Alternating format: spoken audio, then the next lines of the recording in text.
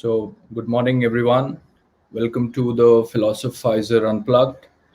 And today we have a guest with us to discuss what is philosophy.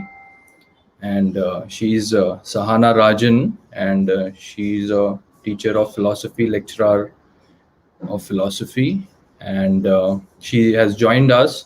So, I will add her to the stream and we'll try to understand how she looks at philosophy and what are her perspectives and how she sees philosophy and what is the future of philosophy and various aspects we can discuss. So I'll welcome Sahana now. Sahana, welcome to the Philosophizer Unplugged and good Hi to see you. everyone. Good Hello. morning. Okay. So Sahana, would you like to introduce yourself for the viewers and the listeners? Sure. So I'm a lecturer of philosophy at Jindal Global Business School at OP Jindal Global University. I just joined recently. I finished my area of research is broadly scientific metaphysics. I look at the relation between metaphysics and science, and I look at methodological issues, how we can understand metaphysics and science. I have finished my BA and MA from Stephens. I did BA philosophy and MA philosophy. I finished MPhil and PhD under Professor Ravi Ravinder Mahipal Singh at Delhi University, Department of Philosophy. And my doctoral studies was largely on text structural realism, which is also a metaphysical position. So that's the broad overview of who I am, and I'm glad to be here. Thank you so much for inviting me. Okay. So very interesting topics, scientific metaphysics, as you say. So we would like to also maybe towards the later part of our conversation understand a little bit about what this means because these terms are usually complicated, and Yes. metaphysics when we say and when we connect science with it, how does it work? We would like to understand. But we'll begin generally. And what first thing that I would like to ask you is the question that I have received all most of the times as a philosophy student, that what motivated you to study philosophy and even pursue it as a career? What is that you found in philosophy? So at least in the beginning, when I started in BA, I didn't really choose philosophy in the sense that I just saw the syllabus and I really liked it. I applied for history and philosophy. That was how I started with philosophy. But I continued to be in philosophy majorly because of two reasons. On one hand, I think it really helped me to become a better person, to learn more about myself, and to question my own assumptions. And second is because I like the community. We have our troubles, but I highly look at philosophy in a very pragmatic sense. So I look at philosophy very much as the community as well. So I love the community that we have, philosophy community in India. So those were the two large reasons why I was motivated to continue staying in philosophy, though my entrance was quite coincidental. Yes. So very interesting that you say that you connected with philosophy because of the practical aspects. Because often we see that there is a view in philosophy also which tries to dissociate this practical aspect or the live aspect of philosophy, the kind of effect it has or the kind of effect it has on the person's life and their own thoughts in life. So many people, I think, have an opinion that it should be kept separate, these two, so that there is no discoloration as if of the abstract, ideal, rational structures that we see in philosophy, or which we want in philosophy, which is neutral. So quite interesting, I would say.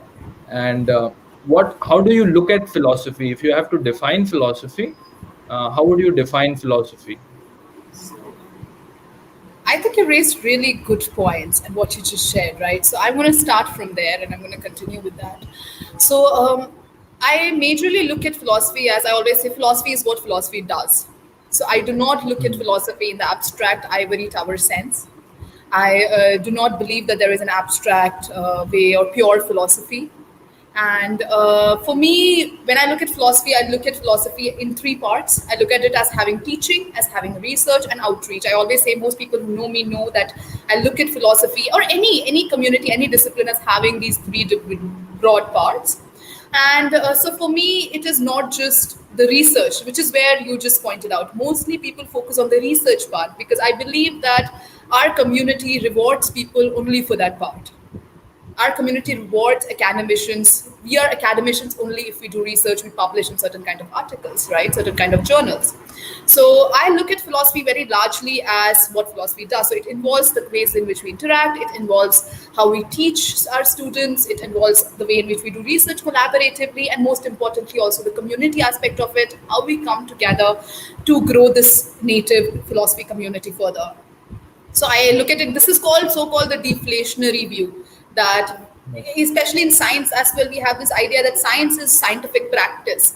And I believe that this view of looking at philosophy helps us to make space for public philosophy. So usually public philosophy को भी नीचा दिखाया जाता है sometimes. I was actually talking to my great colleague, Dr. Rita Shukla. You should definitely check her out about this. And we were talking about how even public philosophy or even along with phenomenology are usually cornered away in philosophy. They're not looked at as rigorous quote unquote philosophy, right? So there is a certain sense in which if we look at philosophy as what philosophy does, that is philosophical practice, then we can make space for understanding these biases, prejudices, to look at ourselves as philosophers and also question ourselves. So I think that's largely how I look at philosophy as constituted by how we practice philosophy in our life, including teaching, research, and outreach. Right. Right. So, how would you look at that answer, which is our classic answer whenever we talk about philosophy? The first thing that sticks in the mind is that it is a love of wisdom in Greek Western context, and in India we also call it darshan, or Shastra. a kind of a vision of some kind of truth, which is more basic. So, in Pune University, the department is called Tattvagyan Vibhag. The Tattva is the basic building blocks of anything for that matter, and to know those building blocks is philosophy. So, how would you look at these two definitions of philosophy? So I have 2 points here. On one hand, I believe that what wisdom is, and this is something that I even did in one of these small videos I made at my university. What wisdom is changes from person to person. And for me, what wisdom might be when I was in BA is not what wisdom is for me right now. Like, just half an hour before, I had almost a very intense, anxious experience where I had to think about a lot and, about uncertainty, about life, relationships, and what philosophy offers to me the capacity to be able to question myself, which is what I believe. So, if we have to broadly think of philosophy, I would say that there's a family resemblance. Throughout the research, we find one similar feature of being able to question our assumptions. So, if philosophy of physics questions the assumptions of physics, philosophy of mathematics would question the assumptions of mathematics, presuppositions and assumptions, right? So, in that sense, I feel like on one hand, philosophy as something which is abstract, or something that is divorced from our everyday life, is not something that I really look at it like. And Mhm. second of all, I feel like as philosophy grows and comes forward, what wisdom is changes from at an individual level, and at a collective level, I believe that philosophy is often called the mother of knowledge or father of knowledge, whichever we want to go with. And I believe Mm. that the relationship between philosophy and sciences has to be like a parent-child relationship as well. Philosophy has to Mhm. realize that at some point sciences have moved on and they have developed on their own. And I think Mhm. that we have to pride ourselves on the fact that we have been able to give a good foundation. So I do Mhm. believe that there is a certain sense of, especially in science and metaphysics, there is a sense in which metaphysics and philosophy shies itself from accepting that we are in many ways serving other sciences. Mhm. And I Mhm. believe that we are serving, and that is something that I pride myself in. I pride myself in being someone who helps and who is there so that other disciplines can question themselves. And it's possible that we will become obsolete. We will not be required after a point. But that is the victory of it's the victory of a parent, right? Your child has grown up and is an individual, can move their own life on their own. And that's precisely what I believe philosophy should do with all the disciplines which have become independent now, that we have done a good job as philosophers. So those are the two ways in which I look at the relation between philosophy as something which is truth or objective. I don't really understand that way. I think wisdom is what changes throughout a person's life across communities. And second, philosophy and sciences is that we have to learn to shift our relation from that of control to that of collaboration and helping other disciplines grow. Yes, yes. So, very interesting answer, I would say that because I've also always thought about this, that how you said we serve other disciplines.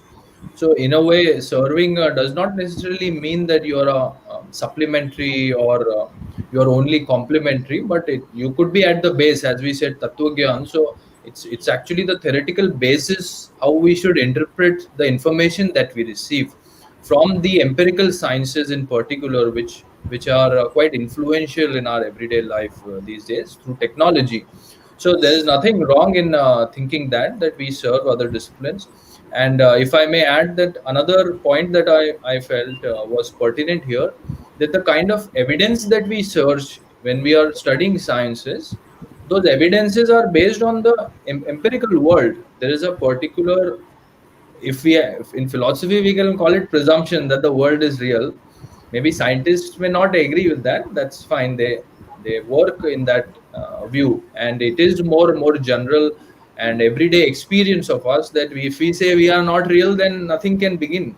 So they begin from there, that point on. But because we have to set a theoretical basis, a full worldview of the world, we have to question that assumption also, at least by trying to define what is real and what kind of evidences can be gathered when we have a presumption, or when we assume that we begin from the axiom that world is real, or it can be empirically observed and even observed exactly how it is according to them.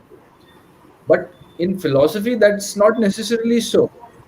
We can change the assumptions and premises and even change the whole worldview of how we look at it. And in philosophy, particularly, the human psyche gets involved, the mind gets involved. It's not only the objective empirical world. And I think science is also taking recognition of this, that how much the psyche affects the observation or the empirical world that we observe. So in that sense, we understand what how this is a serving science, but it does not necessarily mean that the server is anything less or anything more for that matter. Just the effects of these studies, how much is the effect changes from the discipline to discipline. So Yes. would you agree with this view? Because my knowledge of philosophy of science is very limited, but this is what I gathered from what I So read. I would be a bit cautious when I talk about the dependence of, first of all, this whole distinction between objectivity and subjectivity is much like a lot of other binaries we have, which includes professional, personal life, which includes male, female, woman, man. It's a their genders. We are human beings are a lover of dichotomies and binaries. So I'm quite I question the starting point, that is there what is objective, what is subjective, especially given that these categories might have helped us at some point in the debate that was happening historically, but right now, to what sense can they help us to represent what is happening, right? So when you say that there is observer dependency, I completely agree with you. That there is dependence on the observer on the experiment in some ways.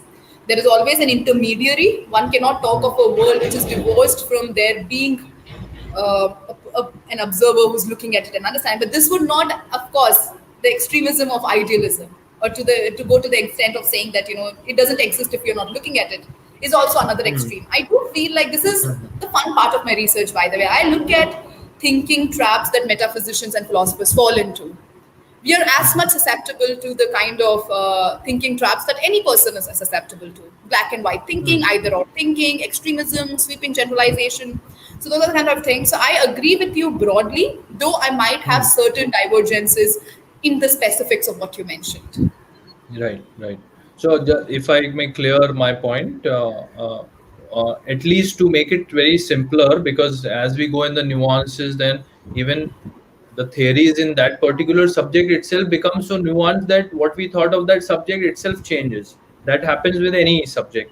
I mean, when I joined philosophy, I had some, I mean, I didn't know anything at all. I have forgotten what I had in mind once I started studying philosophy, and something new comes out.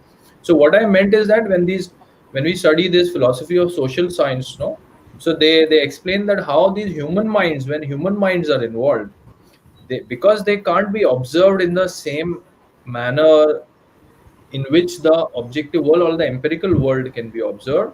So the information or the experimentation or the observation that we do of the aspects or the qualities or the effects of this human mind will also be limited, considering when we observe a table, or considering when we observe a mobile phone or anything physical for that matter, weight, mass, velocity, force, etc. Same thing cannot be said about the human minds. Psychology also falls in that. All social sciences get in a way, involved in such a study. Where this human mind comes, then that aspect of an unknown also enters, because the person can lie also many times. Person, in depending on their contextual socio-political situation, may start thinking differently. So that's why we cannot formulate a 100% theory of, let's say, winning an election, politics, like how we can decide how much distance a ball of certain mass will travel when thrown with a certain velocity.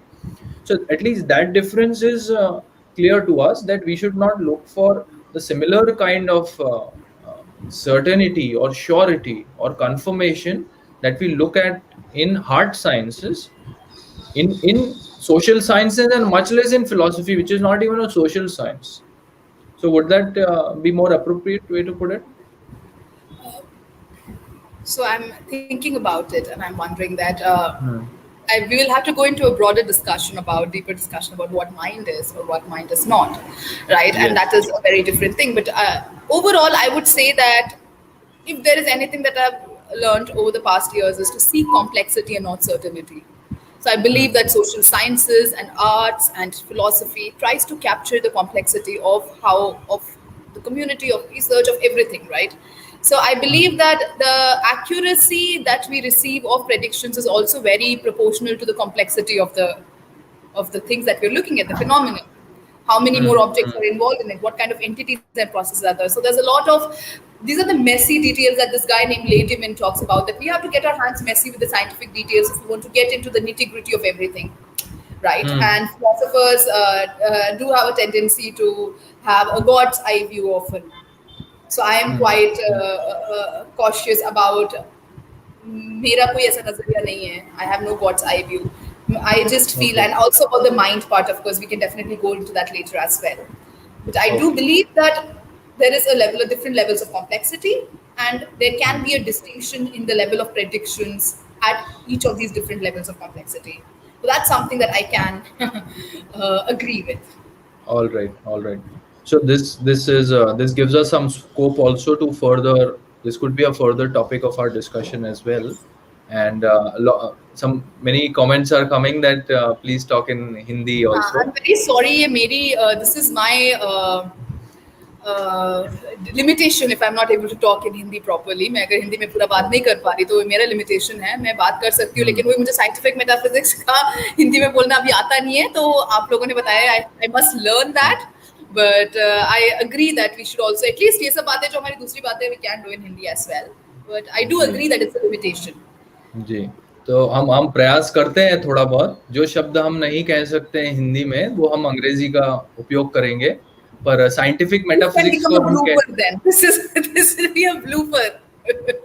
But जी, yeah, go on. तो no no whatever you are comfortable with, but I am just suggesting कि I'll definitely वैज्ञानिक try. तत्व वैज्ञानिक तत्व मीमांसा, scientific metaphysics, correct no?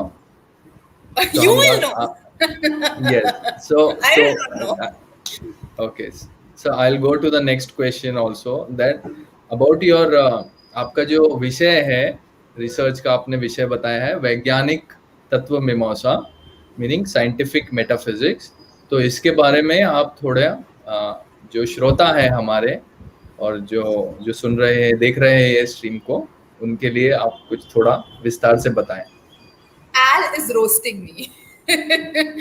He chose the hard question to make me talk in Hindi.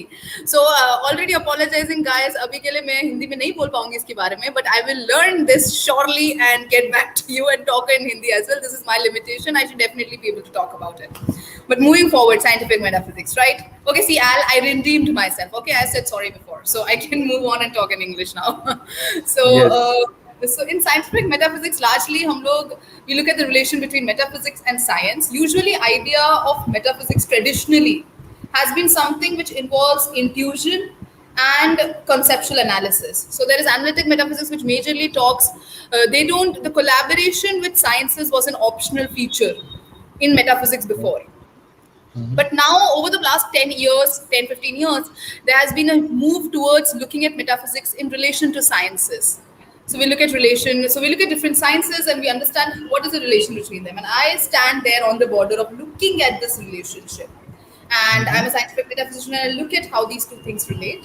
And recently I've talked about how, जैसे हम लोग we come up with different menus for the world, right? We come up with दुनिया में structures हैं, relations हैं, we come up with entities, substances, purusharth and parma, but even even in Indian philosophy, you would definitely know more how we have different metaphysics, different Yes. metaphysical systems, right? And in my paper recently, I've talked about that in scientific metaphysics specifically, how it Hmm. might help if we do not make search ontologies. So we should Hmm. not make such menus for the world, and we should probably avoid doing that. So that is a broad thing, and I think the deeper we go, it will become more and more complex. But I would love to share some paper that was recently published, so that people who are interested can look into it, and you can get in touch with me, and we can talk about it. जी जी so quite interesting topic really because ये confusion बहुत ज़्यादा होता ही है विज्ञान में science में और फिलॉसफी में जो हम सत्ता में मौसा कह रहे हैं तो सत्ता तो हमारा वो हो गया ट्रूथ हो गया एक तरह से जो अल्टीमेट ट्रूथ है हमारे धरती के फिजिकल चीज़ों के परे भौतिक चीज़ों के परे है और फिर हम उसे मीमांसा तो हम भारतीय दर्शन में इंडियन कॉन्टेक्स्ट में कहते हैं उसे कि कोई भी चीज़ का एनालिसिस उसका पढ़ाई तो इसलिए मैंने वो विज्ञान वैज्ञानिक सत्ता मीमांसा उसका शब्द अपन ने यूज किया है हो सकता है कि कुछ ना भी हो या ऑलरेडी पता हो किसी को हो सकता है नहीं भी हो तो ये शब्द हम यूज करेंगे जब तक कि आप हमें असली वाला शब्द बताती नहीं ढूंढ के तो ये एक बात हो गया और तो इससे फिर आगे मैं ये पूछूंगा आपसे कि आप अभी इस समय right now what are the areas of interest that you are furthering yourself from here and what do you which directions in philosophy that you think are important for students or new philosophers like us philosophy academic philosophers like us or philosophers like us to move further which directions we should take and what are the important significant directions also. So I'm a very early stage, early career stage, Hmm. researcher, early stage. So I do not have any right to give that advice to anyone. I feel the most I Hmm. can do is I can share my experience, and anyone can see if they feel like this is something that relates to them, then they can learn from it. And so I am very, very like I. This is of course a very concerted effort. I'm very specific on my research. I do my work in scientific metaphysics, methodological issues. बस मेरा research Hmm. इसी में है बस. But Okay. because I said philosophy for me is teaching, research, and community, I make sure Hmm. that I involve myself equally and fully with commitment in teaching and outreach also. So मेरा research, I look at research as a part of philosophy, not as all of philosophy. So अभी Hmm. के लिए अगर आप बोलेंगे कि what is the future direction anyone should take, I feel like people can look at equally important community work that is there in academic, in philosophy, academic, non-academic, and look at Yeah. teaching also equally with a complete commitment. So that is my thing. But future directions, every person will have to take their own call. It will be a very subjective thing, and the most I can say is this is what I did. I look at philosophy this way, and this is the decision I made. Right, right. So community outreach is something you're saying that you find it interesting and also important to look at. That is one direction you take, and other than your main theoretical research, whatever effect that has also. And I think the community outreach part may not necessarily be connected also to our research topic, but it could depend on many other things or many other philosophical aspects that we understand because we are also unique multi-directional people usually we it's not necessary that we always go in one direction probably I mean at least with me that is the case uh, so I would also like to ask you about your interest in the women philosophers and also this topic is particularly very close to my heart because we don't usually come across so many and even if you see our logo of this channel they are all of them are men so I was aware even at that point of time, but I thought it's okay. This just a symbolism doesn't mean anything. We can work also depending on what content we come across. So could you tell us something about the women philosophers and what is the how is their worldview or the way of looking at philosophy, or for that matter science, different from their male men counterparts? सो सो मुझे लगता है कि एक तो assumption जो philosophy community में रहता है वो है कि वुमेन को टीचर जैसे ही देखा जाता है, वुमेन को रिसर्चर जैसे नहीं देखा जाता है। तो यूजुअली जब Mm-hmm. टीचर की बात है तो मुझे नहीं पता है कि कितने लोगों ने, कितने वुमेन फिलोसोफर्स ने अपने पीएचडी के बाद रिसर्च भी इतना सीरियसली देखा है, क्योंकि कम्युनिटी में उसको रिवॉर्ड किया नहीं जाता है। मेजरली अगर आप Mm-hmm. बोलेंगे तो female women philosophers are looked at as teachers, and male जो है some male philosophers, man philosophers will be looked at as researchers as well.